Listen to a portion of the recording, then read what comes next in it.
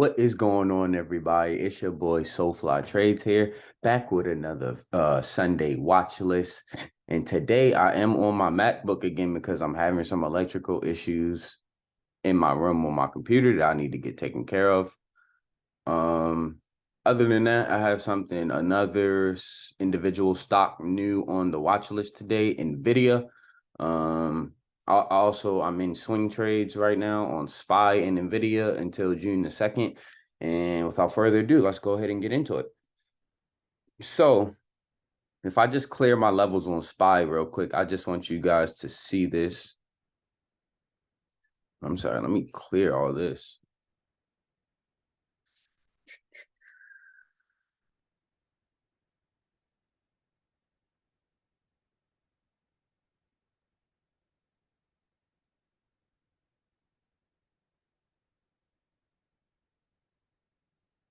All right, cool. So I just blanked out my chart just so you guys can see this weekly price action with me really quick.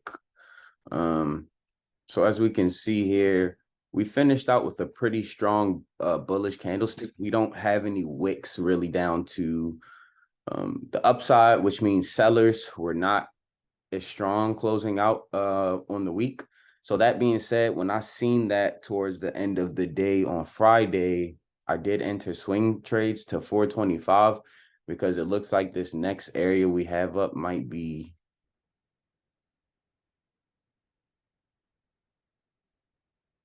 this 430 area basically. That looks like one of our next price targets. But according to my levels here, my planned out target was 425. And then the next one would be 430. So I bought around, what is it, I bought around four contracts for $123 each for 425 swing calls to June 2nd on SPY. Let's move to our daily time frame. And as we can see, we have volume increasing at this key level that it's about to break, basically, which means we could see a very, very nice move after this break of this key level, at least to 425, 430-ish. But let's move down to our daily time frame here on SPY. Let's just blank this out again just so you guys can see a little better before I put my levels back in. So yeah, as you can see on our daily time frame, we're looking pretty bullish too, with increasing volume also on this candlestick that confirms buying volume right here, because the candlestick is basically, just as big as the volume, which means buyers are really here. There's not too much of a wick at the top, which means sellers aren't really that strong in this area, which means we could potentially break through and make a new high in this in this area. So I'll definitely be looking for that during the week. For little intraday calls, what will I probably take? Let's take a look. Yeah, see, it looks like we had just broken above 420 with a high of 421, as you can see, and it looks like we're holding this area. So during the week, I'll be looking for calls to 420 and to take up to 425, and vice versa, 425 puts, take down to 420.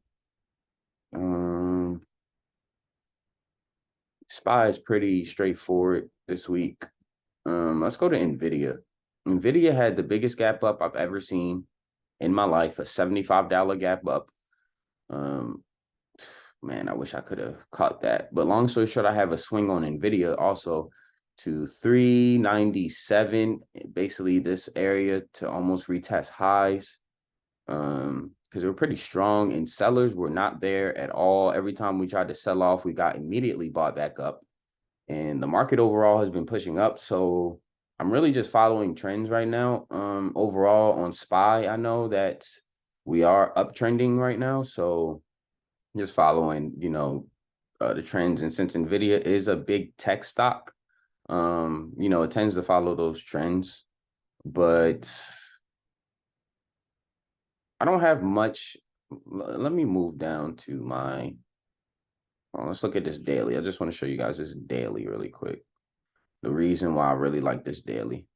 So the reason why I really like this daily time frame right now for Nvidia for these swings, simply because we had a bullish engulfing candle and our wicks to the top aren't really that big, which means sellers aren't as strong in this area. So I definitely see a potential to at least test these highs. And I'll be looking to sell around there. I only have one contract. These joints are expensive.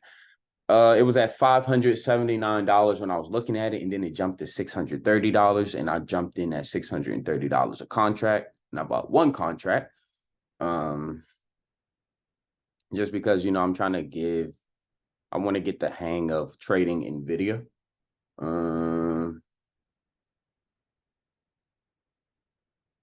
But if I was to take something during the week, give me 1 second. Let me see what I take.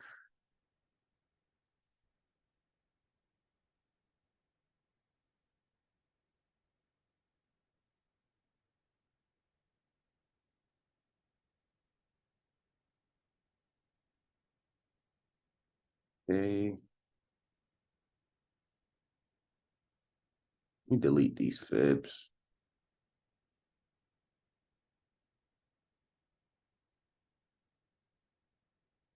Yeah, if I was to take anything, it would be around this 385 area to wait for some kind of pullback. Oh, that's crazy. I wasn't looking at this pivot. It lines up with this pivot.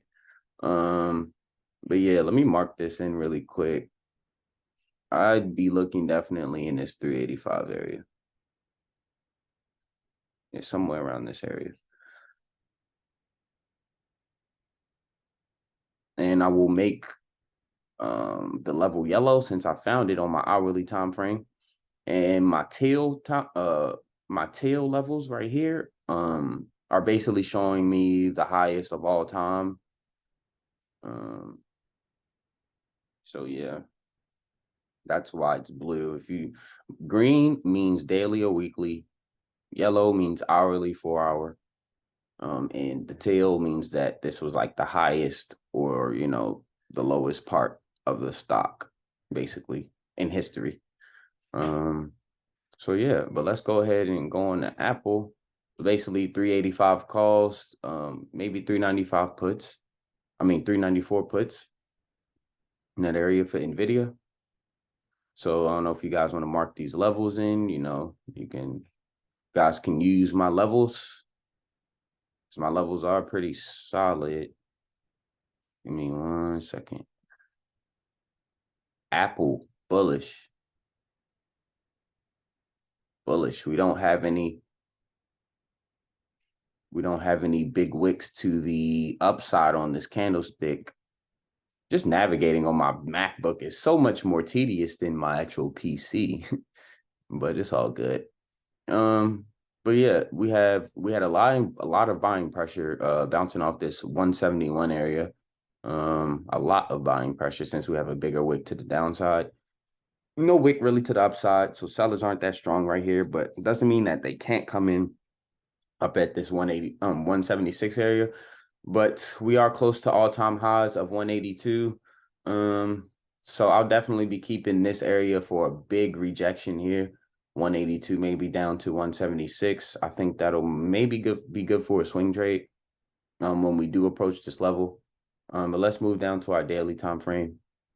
I don't have any trades on Apple, but this is probably what I'll be looking for come next week if price action presents itself. Yes, we are still currently in an uptrend. Give me 1 second. I'm gonna just delete this. Yes, we're still currently in this uptrend. Now, this could be an area where we could flip trend also, that it looks like. We've been making higher highs. We made a lower high ending out the week. So this could be a start of a trend change. Could be, or buyers could ultimately come in and we could push through this level back to all-time highs.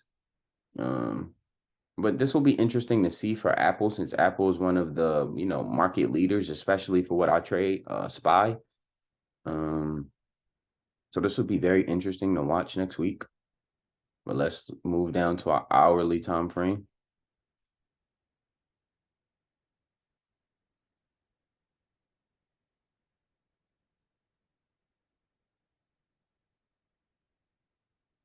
Yep.